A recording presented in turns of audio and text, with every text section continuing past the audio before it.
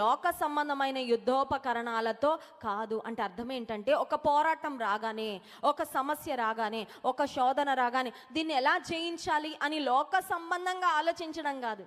దీన్ని నేను ప్రార్థన ద్వారా ఎలా జయించాలి, దేవుని వాక్యము ద్వారా నేను ఎలా జయించాలి, దేవుడిచ్చే ఆలోచన ద్వారా నేను ఎలా జయించాలి. There are 2 ways to approach a problem.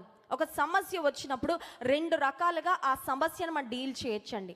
మొట్టమొదటిది ఏంటంటే, ఈ లోక సంబంధమైన వ్యక్తుల్లాగా ఒక గూగుల్ దగ్గరకు వెళ్ళో, ఒక ఫ్రెండ్కి ఫోన్ చేసో, ఇట్లా అయింది ఏం చేయమంటారు, లేదంటే మన మనసుకి ఏం తోచిందో అది చేయడం. రెండవది ఏంటంటే, దేవుని వైపు చూసి విశ్వాస సంబంధంగా ఆ సమస్యను మనము ఎదుర్కొని జయించడము.